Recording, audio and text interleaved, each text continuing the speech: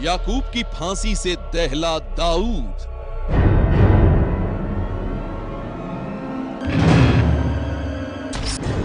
और अब दाऊद का राजदार शकील दे रहा है भारत को धमकी। जब तक आप लोग सही इंसाफ नहीं करोगे तो वो इसी तरह की बातें होंगी और इसी तरह का एक्शन लिया जाएगा। किस तरह का एक्शन? जो होता है बाबरी मस्जिद के बाद जो एक्शन हुआ है, लोगों ने लिया है, और भी ऐसे कई चीजें होती है दुनिया के अंदर, शकील भाई, एक्शन का रिएक्शन होता है। कैसे होगा डी कंपनी के खौफ का खात्मा? जो बड़ी खबर आ रही है, ये फांसी दे दी गई है।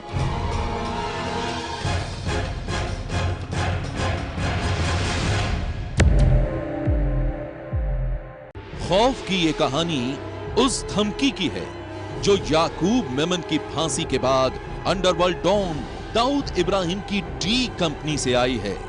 जी हां, 22 साल पहले जिसकी साजिश ने मुंबई को दहला दिया था, 22 साल पहले जिसके खूनी खेल ने 257 लोगों की जिंदगी छीन ली थी। बड़े आराम से वो एक देश से दूसरे देश घूम रहा है। दुनिया को पता है वो कराची में रहता है। पाकिस्तान उसका ससुराल है, उसे प्रोटेक्ट कर। जनाब, आपके पास कोई प्रूफ नहीं है। देश की सबसे बड़ी अदालत के फैसले के बाद उसी याकूब मेमन की फांसी से दाऊद दहल गया है और अब दाऊद के इशारे पर उसके सबसे खास छोटा शकील ने भारत को दी है धमकी। याकूब की फांसी के गंभीर परिणाम भुगतने की धमकी।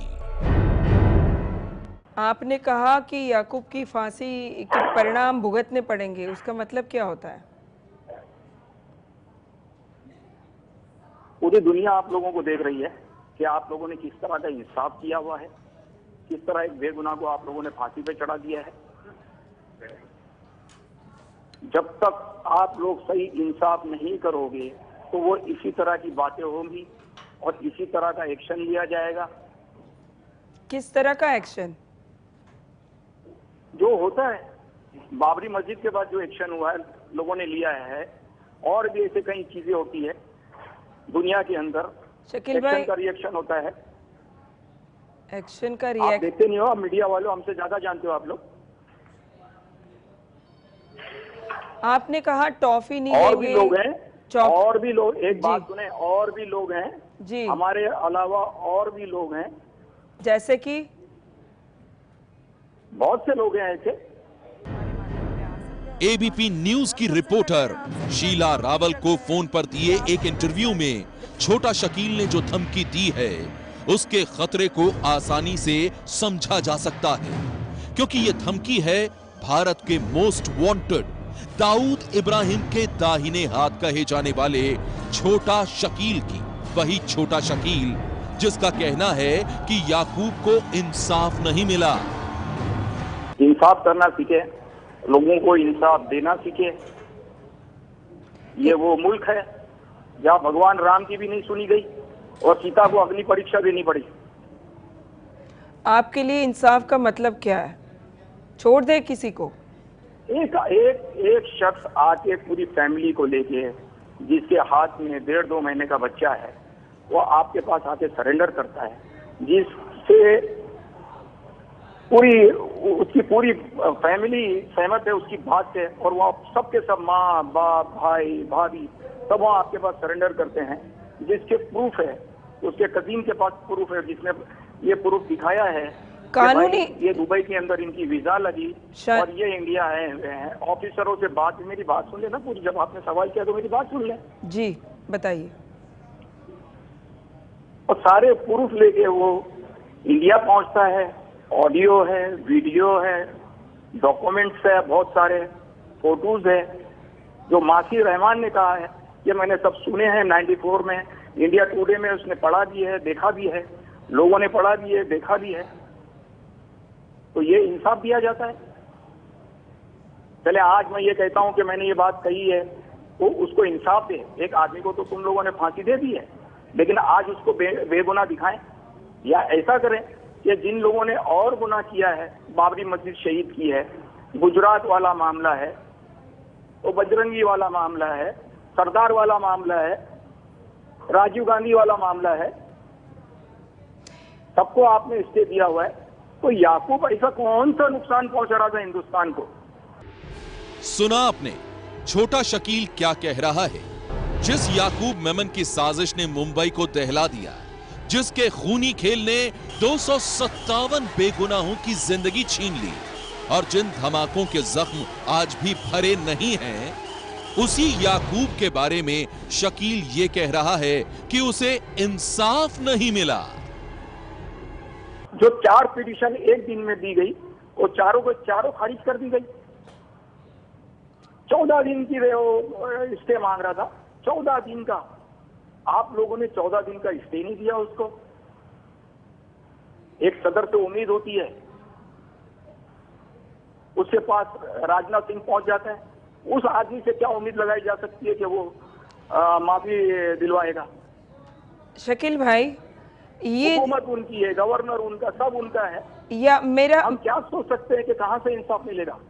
दाऊद इब्राहिम की हर काली करतूत का साथी, उसकी हर खौफनाक साजिश का राजदार छोटा शकील का कहना है कि भारतीय सुरक्षा एजेंसियों ने याकूब को बहला फुसलाकर भारत बुलाया और अपने वादों से मुकर गई। याकूब को फांसी दे दी गई और इस कार्रवाई से दाऊद के साथ ही उसके भारत लौटने की उम्मीद भी हमेशा हमेशा के लिए खत्म हो गई है। जब आप इंसाफ की बात करते हैं, उसका मतलब ये भी होता है ना कि कहीं ना कहीं ये उम्मीद है कि अगर आप में से कोई भी भारत लौटता है तो क्या उनके साथ भी ऐसा होगा। तो आपको लगता है कि ये फांसी के बाद वो उम्मीद अब नाउम्मीद हो गई है? बिल्कुल नाउम्मीद हो गई है शीला। आप ये बताएं, 93 के बाद राम जेठमलानी साहब से लंदन में मुलाकात हुई, बात हुई, भाई की बात हुई, मेरी बात हुई। आप ये बताएं, अगर दाऊद भाई वहां आ जाता, उसके साथ भी वही सुलूक किया जाता जो आज याकूब के साथ किया गया है। वो भी भरोसे पे आता, वो भी भरोसे पे आ सकते हैं, लेकिन आज हिंदुस्तान ने वो ऐना दिखाया है लोगों को कि हम पे भरोसा ना करो, अदालत पे भरोसा ना करो, इंसाफ पे भरोसा ना करो, डिपार्टमेंट पर भरोसा ना करो। अप्रूवल जो बनता है उसको रियायत दी जाती है। जिस तरह बम ब्लास्ट में इसमें कोई भी उस्मान को दी गई, उससे सुन ले मेरी बात, उसको 2 गार्ड दिए गए, आज वो दंदनाते फिर रहा है। जिन्होंने गुनाह किया है उनको लायक दी गई। एक आदमी गुनहगार नहीं था, सारे एविडेंस डिपार्टमेंट ने उससे मंगाए थे, वो लेके वहां पहुंचा और उसको फांसी पे आप लोगों ने लटका दिया। ये कौन सा इंसाफ है? अगर आज हम ये कह रहे हैं तो आप लोगों को बुरा लगता है, आप कहते हैं कि बदले की भावना है। एबीपी न्यूज को दिए इंटरव्यू में शकील ने कहा है कि मुंबई धमाकों का असली गुनाहगार याकूब मेमन नहीं बल्कि उसका भाई टाइगर मेमन था, लेकिन सजा याकूब को मिली। इसी बात से वो बेहद खफा है। आप बोल रहे हैं, लेकिन याकूब मेमन का भाई जिसने धमाके करवाए वो तो कहीं दिख नहीं रहा, ना वो बोल रहा है। वही तो बोलेगा, वही तो बोलेगा। मेरे अलावा आज हिंदुस्तान के अच्छे नागरिक लोगों ने भी बात की है इसके खिलाफ। आपने कहा दाऊद 300 का आदमी, 300 आदमी जिन्होंने सदर को लेटर भेजा है, वो क्या डी कंपनी के आदमी थे? जो आज डिबेट होता है टीवी पे, जो आके फांसी के फेवर में बात करते हो, क्या डी कंपनी के आदमी है? ये जो आक्रोश दिख रहा है आपकी आवाज में या आप बोल रहे हैं, मुझे लगता है कि अब भारत आने की सारी उम्मीदें टूट गई है, इसलिए आप बिल्कुल खत्म हो गई है शीला। मैंने पहले भी ये बात कही थी, फांसी होने से पहले ये लोग धोखा देंगे, जिन्होंने धोखा दिया है। क्या आपको किसी ने आपने कहा? मेरा गुस्सा सिर्फ धोखा देने पर है, इंसाफ नहीं मिलने पर है। तुमने याकूब को फांसी पे चढ़ा दिया, वो लौट कर तो नहीं आएगा, लेकिन आगे जाकर और बेगुनाहों को आप लोग फांसी पे ना लटकाएं, इसका गुस्सा है। एबीपी न्यूज संवाददाता शीला रावल को फोन पर छोटा शकील ने यह भी बताया कि मुंबई धमाकों में दाऊद का कोई भी हाथ नहीं है। धमाकों की साजिश टाइगर मेमन की थी और धमाकों के बाद वो कहां छुपा है ये उसे नहीं मालूम। आपने पहले से ही कहा कि टाइगर मेमन ने ये सारे धमाके करवाए थे और ये मानने को मुझे कोई कारण नहीं मिलता है कि 22 साल में आपने टाइगर मेमन को कहीं ढूंढा नहीं होगा, जो आप ही के गैंग के साथ काम करता था, आप ही के गैंग के साथ स्मगलिंग करता था। सुने मेरी बात, जब आपकी एजेंसी उसको ढूंढ नहीं सकी, हम उसको क्या ढूंढ के करेंगे? वो हमारा सब्जेक्ट ही नहीं है कि हम उसको ढूंढें टाइगर मेमन को। आपकी बेगुनाही का तो एक विषय बनता है। इंडियन एजेंसी का काम है कि उसको ढूंढे, हम क्यों ढूंढे भाई उसको? नहीं, आप बार बार कह रहे हैं कि टाइगर ने करवाया है या आप बेगुनाह हैं। मैं एक बात सुने, मैंने नहीं कहा कि टाइगर मेमन ने ब्लास्ट कराया है। जब तक आप लोग सही इंसाफ नहीं करोगे तो वो इसी तरह की बातें होंगी और इसी तरह का एक्शन लिया जाएगा। किस तरह का एक्शन? जो होता है बाबरी मस्जिद के बाद जो एक्शन हुआ है, लोगों ने लिया है, और भी ऐसे कई चीजें होती है दुनिया के अंदर, शकील भाई, एक्शन का रिएक्शन होता है। कैसे होगा डी कंपनी के खौफ का खात्मा? एबीपी न्यूज के सामने छोटा शकील बार बार यही कह रहा था कि मुंबई धमाकों में दाऊद की कोई भी भूमिका नहीं थी। तो फिर दाऊद पिछले 22 सालों से भारतीय सुरक्षा एजेंसियों के डर से छुपकर क्यों बैठा है? आखिर वो भारत आकर अपनी बेगुनाही के सबूत क्यों नहीं पेश करता? इस पर दाऊद के खासम खास छोटा शकील ने क्या कहा, अब आप ये भी सुन लीजिए। आपने कहा कि दाऊद इब्राहिम का मुंबई ब्लास्ट से कोई लेना देना नहीं है और टाइगर मेमन ने दाऊद इब्राहिम को पूछकर धमाके नहीं करवाए थे। चलिए, एक सेकंड के लिए मैंने आपकी बात मान भी ली, तो पिछले 22 साल में आपने दाऊद इब्राहिम इस बात में उनका कोई लेना देना नहीं है, ऐसे कोई सबूत पेश किए ही नहीं है। आपके पास चार्जशीट रखी हुई है, चार्जशीट में एक आदमी ने भी दाऊद भाई का नाम लिया नहीं है कि ये बम ब्लास्ट में इसका इन्वॉल्वमेंट था। बिल्कुल, गुल मोहम्मद ने कहा है कि मीटिंग हुई है। आपके वकीलों से पूछे, आपके अटॉर्नी जनरल से पूछे, जो पढ़े लिखे लोग हैं उनसे पूछे। मैं तो ये भी कह रहा हूँ कि याकूब मेमन जब सरेंडर हुआ था उसने कैसेटें ले आई थी। मैं आज भी कह रहा हूँ कि आपके चैनल पे वो कैसेटें चलाएं आप। उसके बाद आप देखें स्टार ट्रेक पे याकूब मेमन ने स्टेटमेंट दिया है, हमें दे दीजिए कैसेट। कोई इन्वॉल्वमेंट नहीं है। हाँ। आप उस चीज को क्यों नहीं मानते हो? शकील भाई, वो कैसेट हमें दे दीजिए, मीडिया को दे दीजिए। भाई आपके पास है, वो याकूब लेकर गया है, डी रमन ने स्टेटमेंट दिया है। वो बी रमन तो अब रहे नहीं। पर 3 दिन पहले तीन दिन पहले मासी रहमान ने इंटरव्यू दिया है एनडीटीवी पर कि वो कैसेट मैंने सुनी है। वो आदमी हिंदुस्तान में है, टीवी पे आकर बात करता है कि मैंने कैसेट सुनी है, मैंने सारी एल्बम देखी है, मैंने सारे डॉक्यूमेंट्स देखे हैं। तो आप देखें ना, मैं तो ये कर रहा हूँ कि आप दिखाएं। हो सकता है हम दिखाएंगे तो झूठ होगा, आप उसको कल सच थोड़ी मानोगे। आप हम तक पहुंचा दें। एविडेंस हमारे पास नहीं है, वो सारे एविडेंस हमारे पास नहीं है। तो याकूब ले गया है, उसको टीवी पे आप दिखाएं। छोटा शकील मुंबई धमाकों की साजिश में दाऊद के शामिल होने की बात से साफ साफ इनकार कर रहा था, लेकिन एक इंटरव्यू में खुद दाऊद ने जो खुलासा किया था उसकी कहानी कुछ और है। शकील भाई, दाऊद इब्राहिम ने इंडिया टुडे के इंटरव्यू में बिल्कुल कहा था कि मेरे यहाँ मीटिंग होती थी।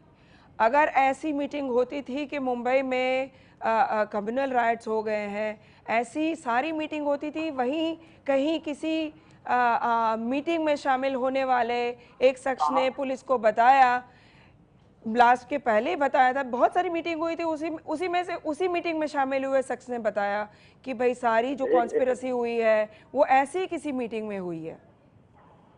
एक बात सुने, सबसे पहली बात तो ये बात गलत है।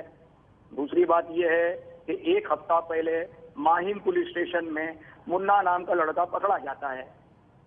वो सारा केस ओपन करता है। उस पुलिस वाले को भी फांसी लाके दो जिसके सामने स्टेटमेंट दिया है। वो देशद्रोही नहीं है? उसने क्यों उसका स्टेटमेंट नहीं सुना? उस वक्त उसने क्यों स्टेप नहीं लिया? उस वक्त उसने उस वक्त क्यों एक्शन नहीं लिया माइन पुलिस स्टेशन में बैठकर? कितनी दूरी पे था टाइगर मेमन का घर? एक आदमी साफ उसके खुल के बता रहा है, उसको आप नहीं पकड़ते हो, वो ऑफिसर खुद सुनता है। समझ में आएगा नहीं? छोटा शकील के मुताबिक मुंबई धमाकों का मास्टरमाइंड याकूब मेमन का भाई टाइगर मेमन था। दाऊद की टाइगर से दोस्ती थी, लेकिन वो उसकी साजिशों में कहीं से भी शामिल नहीं था।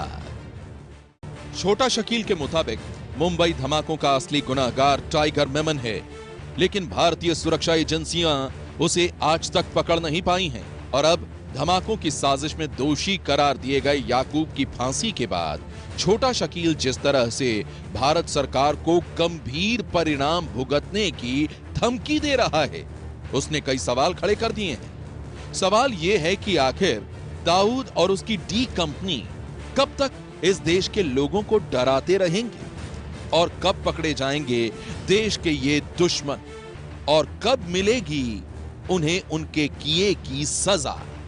सनसनी के लिए शीला रावल की रिपोर्ट।